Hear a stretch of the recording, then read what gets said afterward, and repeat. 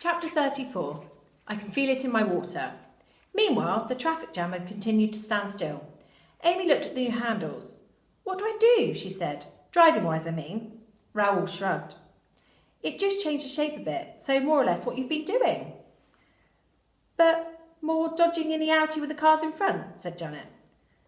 Dodging inny-outy, said Jack. Is that a thing? Amy gripped the direction lever. We're about to find out.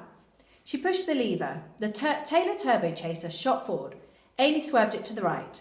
Cars and trucks were stuck all over the road, so it wasn't easy for her to understand which direction to head for. Not only that, but all the other drivers, in the way that drivers do when they're in traffic jams, were constantly moving their vehicles about, trying to gain small bits of ground. Plus, there were cars coming from the other way. So once again, Amy slalomed. Innie! Shouted Janet as Amy went to the inside of the lorry in front. Outie! Shouted Janet, joined by Raoul as Amy swerved back across the bus in front of the lorry. Innie! Shouted Janet and Raoul as Amy went left again, and this time Jack, with a face and voice that said, I'm doing this sarcastically, joined in. Dodgy! Shouted Janet and Raoul and Jack as Amy weaved in and out of the traffic, as Amy's weaving in and out of the traffic continued. Within a few minutes, Amy was at the front of the traffic queue. She looked around. To her side sat an old man and an old woman in one of those cars that had a normal car front and a wooden back. There were indeed some roadworks that were causing the jam, a not very proper-looking set of traffic lights sat in front of them when nobody was working. Hello, said the old man. He had a flat cap. You seem a little bit young to be out driving on this fine day, but perhaps it's just my eyes. They aren't what they are. They aren't what they were, are they? Mr. Hancock, said the old woman. Oh, who's that? Said the old man, looking around. Ha! Very good, Mr. Hancock. You're as funny as you ever were. Ha! Many thanks, Mrs. Hancock. Amy smiled back at them.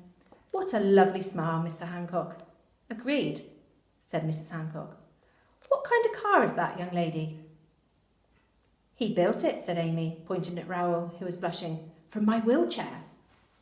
Ha! You've got another joker there, Mr. Hancock. Young lady says her car is a wheelchair. No, it really is, said Amy. Actually, the wheelchair is still in here, but Raoul added on to it. Golly, said Mr. Hancock, what an ingenious fellow. I agree, Mr. H. Hey, said Jack, who was looking behind them at the rest of the traffic jam. I hate to break up the love in with the married couple from up, but, what? Said Raoul. Can I borrow the binocscope? Yes, said Raoul, handing it over. Jack put it up to his eye and looked out the back of the turbo chaser. OK, I'm pretty sure that's Mum's van. Where? Said Amy. At the back of the traffic jam. Oh, my days, said Janet. Oh, look, Mrs. Hancock, said the old man. I think the traffic lights are finally about to change. I can feel it in my water. Your water's never wrong, Mr. Hancock. Amy looked out at the old couple. Excuse me, she said. Could you do us a small favour? Chapter 34. Don't get cross. They're near here, Susie, I'm sure of it. It was Prisha speaking. Yes, well, said Sanjay, we were able to track them on Janet's phone for quite some time, but now I can't see it on my map. I think, said Susie, screwing up her eyes, that may be right. Right at the front, is it? Next to that Morris Minor estate? Prisha, Sanjay, Colin and Norma all leant forwards towards the front of the van to see. It looks a bit thinner, said Prisha, and more like a motorbike than the photograph you showed us. Perhaps it's lost a bit of weight, said Norma. You should take a leaf out of my book, Colin. I should, hey? Perhaps I should go on a low-carb diet. I really hope you catch up with them soon, sighed Sanjay. But do you think that's them, said Prisha. That's the Taylor Turbo Chaser? Sanjay looked out. It might be. But the thinness. Yes, thing is, Prisha. Now, don't get cross, darling. It's never good when you say that, Sanjay. I know, but don't get cross, darling. What is it? I helped Raoul to build it, the Turbo Chaser, and... Susie and Prisha looked at him. Go on, said Prisha, eyes narrowing. Now, as I said, don't get cross, darling. Go on. Sanjay started speaking very fast. And we worked on it to make it really, really fast, but we also built lots of gadgets and tricks, including the ability to shift its shape and loads of other things. We may have got a bit carried away, I'm sorry. I should have told you earlier. Please don't get cross, darling. Prisha looked at him, took a deep breath, and smiled. Of course not, darling. Thank you. Then she hit him across the top of the head with her handbag. Ow! You stupid idiot! You great big fool! She swung her handbag once more. Ow! Again? Never happy being a wholesaler, were you? You always thought you should be an inventor, and you've passed that on to our son. And for what? Just to make the job of catching him when he runs away in this stupid jalopy that more difficult. She tried to hit him again, but this time he ducked. Ow! Sorry, Colin, said Prisha. Stop laughing, Norma. That actually really hurt. Shut up, everybody, said Susie. We're moving. The lights have changed. It's fine, because I'm sure we'll catch up with them soon. We know they're not far away. Yes, of course, said Prisha, regaining her composure. Thank you, Susie, said Sanjay, cowering. No, really, it still stings. There was then a pause of about 30 seconds when everybody in the car looked out, expecting the chase to begin in earnest. When you say soon, Susie, said Prisha, doesn't our car have to move a bit more for that to happen? Yes, well, I suppose a big traffic jam like this, once it starts to move, it takes a while to reach the back. Yes, but I'm not sure if it's going to move at all. Honk, honk, beep, honk, went the traffic. Because Prisha was correct. The traffic jam was not moving at all. Chapter 36, A Secret Plan. Honk, honk, beep! The noise from the cars continued, only now with louder and longer honks and beeps, and people leaning out of their windows shouting, Oi! And move it! And other things that I can't write in a children's book. Thank you so much, said Amy through the cat-flap window of the turbo chaser, not to the people swearing, that would be odd, but to Mr. and Mrs. Hancock, who were sitting in their car at the front of the traffic jam, very much not moving, despite the lights having turned green. Pleasure, said Mr. Hancock. The people behind are going to be cross. Oh, don't worry about that. I'm deaf, aren't I, said Mrs. Hancock. As a post, said Mr. Hancock. Amy frowned. How can you hear what I'm... Lip reading. Best in the business, Mr. Hancock is.